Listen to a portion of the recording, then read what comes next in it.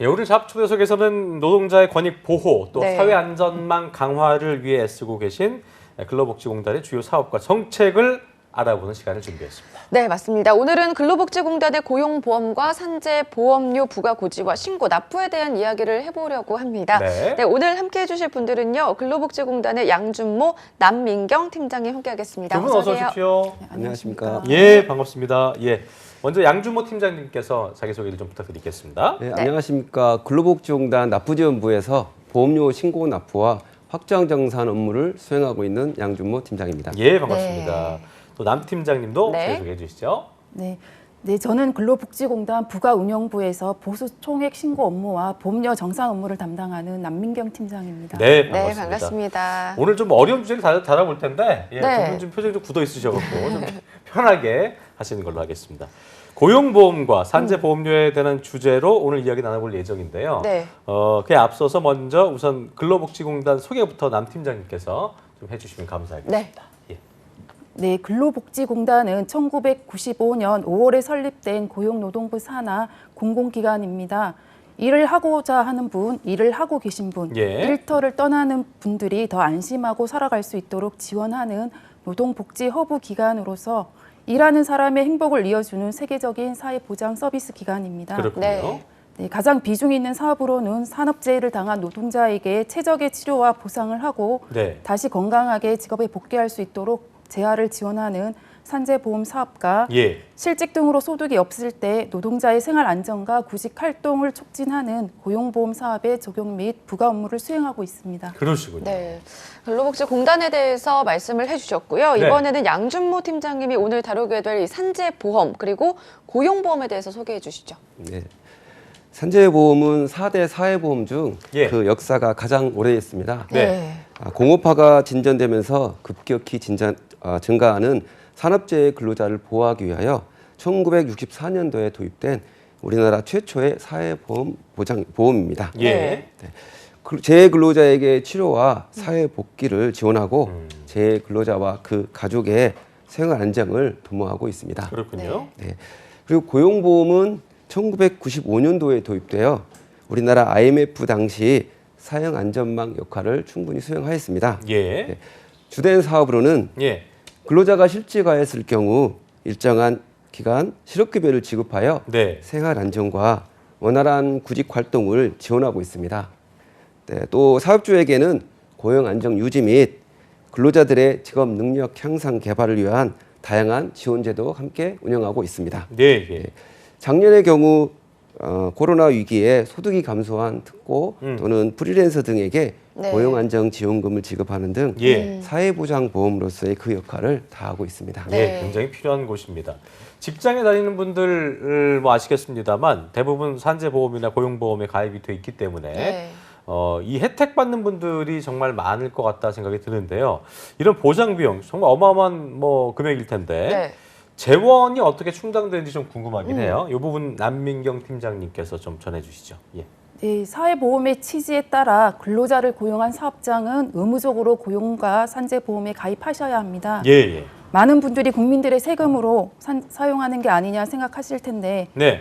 기본적으로 사업주로부터 고용 산재보험료를 징수해서 그 기금을 재원으로 사용하고 있습니다. 그렇군요. 산재보험료는 사업주가 전액 부담하고 계시고 고용보험의 실업급여는 근로자와 사업주가 절반씩 고용 네네. 안정 및 직업 능력 개발 사업은 사업주가 전액 부담하고 있습니다. 네, 그렇군요. 그렇군요. 그럼 이런 고용보험, 산재보험은 보통 4대 보험에 포함이 되어 있잖아요. 그래서 뭐 직장인들이 개별적으로 내는 건 아니잖아요. 그죠? 네, 그렇습니다. 사업장에서 보수총액 신고 또는 보험료 신고를 통해 네. 보험료를 산정하고 산정된 보험료를 납부하게 되는데요. 네. 앞서 말씀드린 대로 산재보험은 사업주가 전액 납부하고 있으며 자, 고용보험의 경우에는 근로자와 사업주 부담금이 각각 있지만 예. 납부 주체를 보험가입자, 즉 사업주로 하여 고용보험은 사업주가 납부하고 있습니다. 네. 네, 네. 이때 근로자가 부담해야 하는 고용보험료는 사업주가 급여 등에서 원천 공제할 수 있도록 규정하고 있어서 네. 근로자분들이 급여 명세서를 받아보실 때 고용보험료 항목으로 보험료가 공제되어 있는 것을 확인하실 수 있습니다. 그래요. 고용보험료가 드러나면 참 많이 깎였구나 이런 생각이 드는데 어쨌든 이렇게 좀 이해하시면 될 것 같고 예. 보수 총액 신고 또 보험료 신고 일반 시청자분들께서 듣기엔 조금 어렵고 네. 생소한 단어들인데 어떻게 진행이 되는 건지 자세하게 이 부분도 남민경 팀장님께서 설명을 해주시면 감사하겠습니다. 네, 보수총액 신고 제도에 대해 설명드리겠습니다. 네. 건설업과 벌목업을 제외한 제조업, 서비스업 등 대부분의 사업장을 부가고지 사업장이라고 하는데요. 네. 부가고지 사업장은 매월 근로자의 월평균 보수에 따라 산정된 보험료를 다음 달 10일까지 납부하고 예. 다음 연도 3월 15일까지 실제로 근로자에게 지급한 연간 보수 총액을 저희 공단에 신고하여 보험료를 정산하는 제도입니다. 예. 예. 이때 보험료를 많이 납부하셨으면 반환을 받으시게 되고 부족하게 납부하셨으면 추가 납부를 하면서 보험료가 정산됩니다. 예. 특히 이번에는 2020년 12월 10일부터 고용보험이 확대 적용된 예술인을 고용하는 사업장도 반드시 신고를 해주셔야 되고요. 네. 그렇군요. 유튜브 쉽고 빠른 보수 총액 신고 동영상에 자세한 신고 방법이 나오니까요. 시청하셔서 도움 받으시면 되겠습니다. 요즘 뭐 유튜브에 다 있어요. 그러니까요. 쉽고 빠른 보수 총액 신고 또 참고하시면 된다고 합니다. 네, 앞서서 예술인을 고용하는 사업장에서도 이제 보수총액 신고서를 제출해야 된다 이렇게 말씀을 해주셨는데 예. 이분들은 일반적으로 이제 근로자처럼 임금을 받지 않는 그런 경우도 있잖아요. 그러면 보수를 어떻게 또 산정해서 신고해야 되는지도 궁금합니다. 네. 네, 예술인 고용보험은 근로자가 아닌 예술인복지법상 예술인 중 문화예술 용역 계약을 체결하고 네. 자신이 직접 노무를 제공하는 연극, 영화인, 문학가, 무용가, 만화가 등 예술 분야에 종사하시는 월평균 소득이 50만 원 이상인 분들께 적용이 되고 있습니다. 그렇군요. 이분들은 소득세법상 사업소득과 기타 소득을 합산한 금액에서 비과세 소득과 필요 경비를 공제한 금액을 보수로 신고해 주시면 됩니다. 50만 원 이상이니까 뭐 거의 다 뭐 적용된다 보면 되겠네요. 네, 그죠? 그렇습니다. 그렇겠네요. 자, 그럼 기업에서는 근로자들의 입퇴사가 수시로 이제 이루어지게 되기 때문에 네. 이미 퇴사한 근로자분들 같은 경우에는 보수총액 신고가 어떻게 이루어지는지 궁금하실 것 같은데 이 부분도 좀 짚어볼까요? 네. 네, 이미 퇴사한 근로자의 보험료 정산이 뒤늦게 이루어지는 문제점을 개선하기 위해 예. 2020년도 1월 16일부터 퇴직 예. 정산 제도가 시행됐기 때문에요. 네. 계속 고용 중인 근로자에 대해서만 보수 총액 신고를 해주시면 되겠습니다. 아, 그렇군요. 네.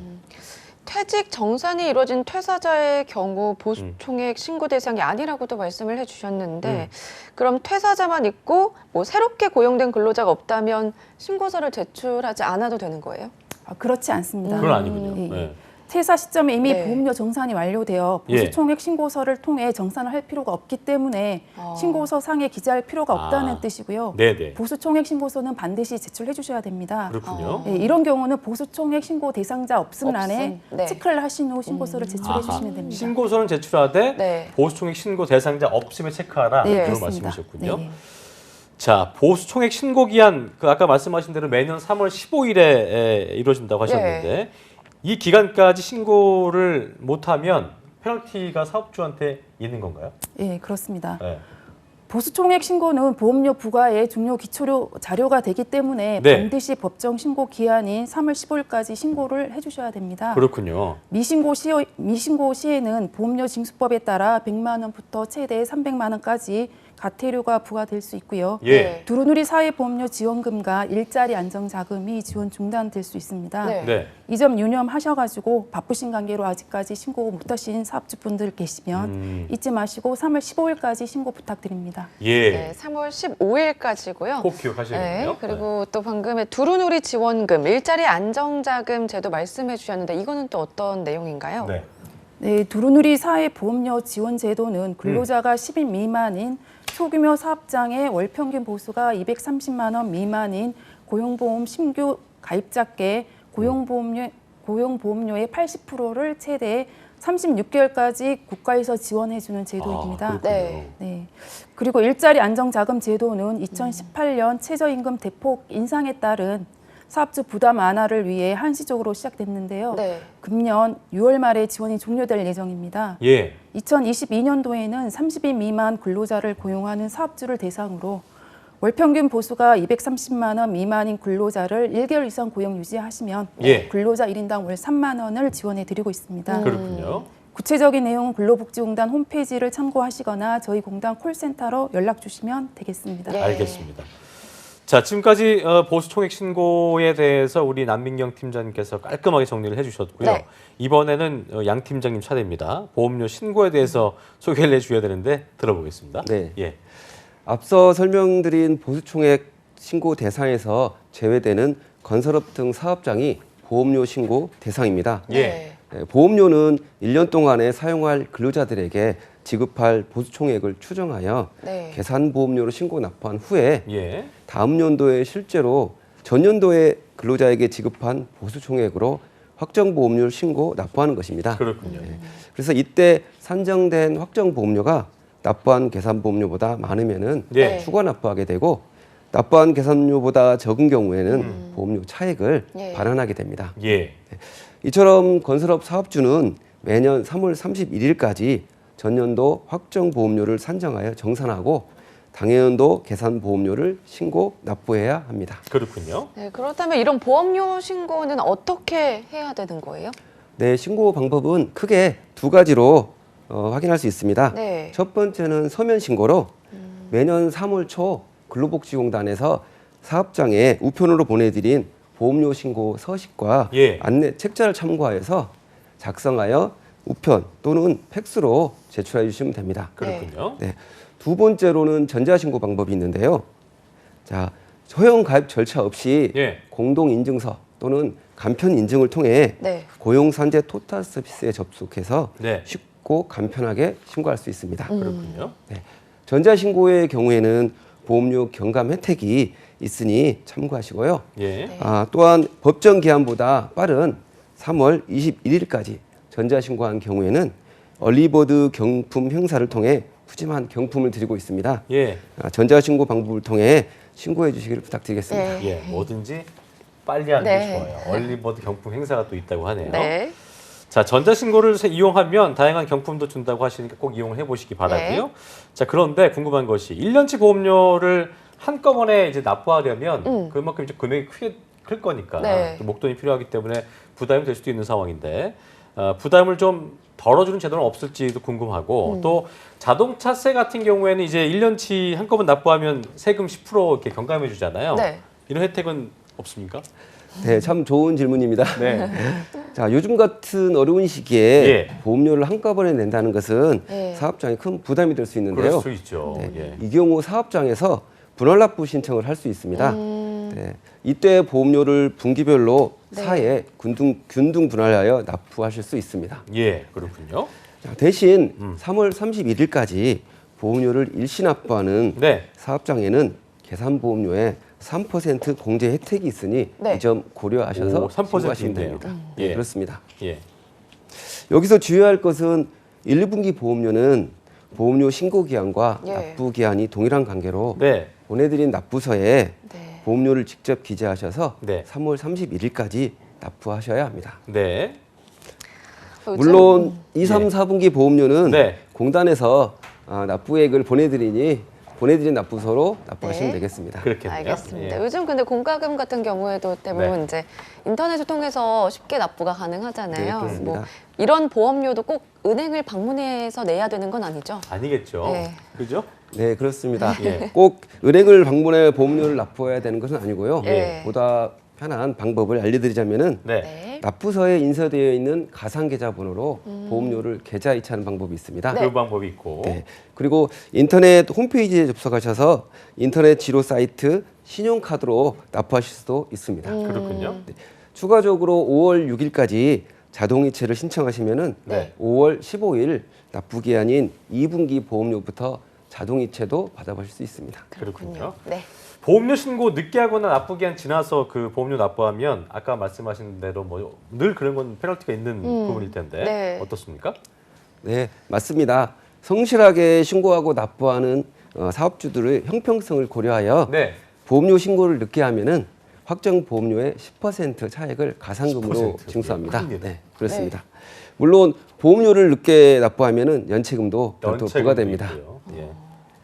아까 설명하실 때 이 보험료를 사업주가 직접 계산을 해서 이제 신고를 해야 된다 이렇게 말씀을 해주셨는데 뭐 이럴 일은 없겠지만 혹시라도 내가 내야 할 보험료를 좀 적게 신고를 하고 보험료를 내는 경우도 있나요?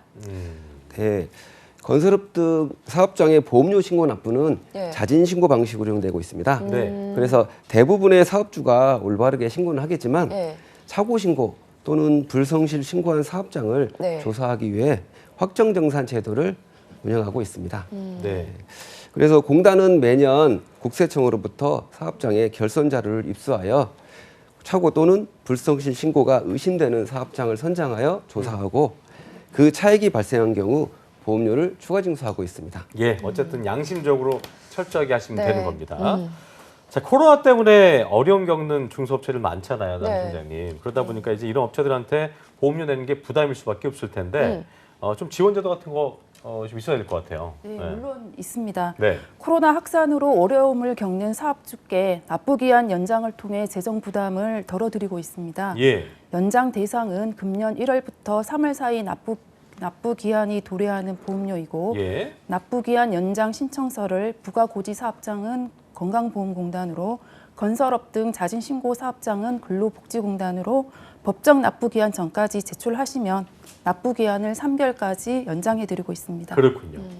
이게 내용이 조금 어려운데 팀장님 말씀 들어보면은 뭐 업무 처리할 전문 인력이 없는 그런 영세 사업장의 경우에는 좀 도움이 좀 필요할 것 그러니까요. 같은데. 이런 시스템이 있으면 모르겠지만 없는 사업장도 분명히 있을 거라는 거죠. 네. 그런데 이런 곳에서는 방법이 좀 필요할 것 같거든요. 네. 보험 사무 대행기관에서 관련 서비스를 받아볼 수 있습니다. 아, 그렇군요. 네. 근로복지공단은 네. 행정력이 부족한 소규모 사업주의 보험 사무 처리 부담을 덜어주기 위하여 예. 공인노무사, 세무사 등 공단의 인가를 받은 보험 사무 대행 기관을 통해 보험 사무 대행 서비스를 제공하고 있습니다. 예. 네. 현재 인가된 사무 대행 기관은 전국에 약 5,600개소가 있습니다. 네. 이게 그렇잖아요. 전문 인력 없는 영세 사업장 같은 경우는 돈이 문제인 건데 또 네. 이것도 맡기려면은 편하긴 하겠습니다만 맞아요. 또 비용이 문제여서 네. 뭐 이렇게 사업주가 똑순이 같다면 모르겠습니다만 이런 분들이 또 이제 맡겨야 되는 비용이 중요한 건데 네. 비용은 좀 어떨까요? 네, 비용은 제도 취지에 맞게 네. 근로자가 30인 미만인 사업주의 경우 공단에서 네. 보험 사무 대행 기관에 네. 지원금을 직접 지급하고 있습니다. 아 그렇군요. 네, 그렇기 네. 때문에 사업장에서 별도 비용이 발생하지 않습니다. 오 그렇군요. 네. 그리고 또 올해 새롭게 시행되는 제도도 있다고요. 예 들어보죠. 네. 네, 2021년 7월부터 특수형태 근로종사자인 보험 설계사 등 12개 직종은 고용보험을 적용받고 있는데요. 그간 적용을 받지 못했던 플랫폼 기반 노무 제공자인 음식 배달 기사를 포함한 예. 퀵서비스 기사와 대리운전 기사도 금년 1월 1일부터 추가적으로 고용보험을 적용받게 되었습니다. 그렇군요. 따라서 이분들도 일정 조건을 충족하면 실업급여와 출산 전후 급여 혜택을 받으실 수 있게 되었습니다. 잘 됐네요. 양 팀장님도 하실 말씀 있으시죠? 네. 네, 그리고 2019년 12월 대학교 연구실에서 발생한 안전사고로 근로자가 아닌 학생 연구자들의 산재보험 적용을 위한 사회적 분위기가 확산되었는데요. 네. 이에 관련 법을 개정하여 올해부터 약 13만 명으로 추산되는 학생 연구가가 연구개발 과제 수행 중에 재해가 발생한 경우 산재보상을 받을 수 있게 되었습니다. 네. 그리고 또한 올해 7월 1일부터 고용보험 실업급여 요율이 0.2% 인상되어 일반 사업장은 근로자와 사업주가 각각 0.8%에서 예. 0.9%로 예술인 예술인 및 특수형태 근로종사자인 노무제공자는 0.7%에서 0.8%로 인상되니 네. 그렇군요. 참고하시기 바랍니다. 네, 알겠습니다. 올해 새롭게 시행되는 제도까지 함께 잘 알아봤습니다. 알아봤습니다. 네, 오늘 예. 함께 해주셨는데요. 근로복지공단의 양준모, 민경 팀장님과 함께했습니다. 두 분 고맙습니다. 네, 고맙습니다. 네, 감사합니다. 예, 감사합니다.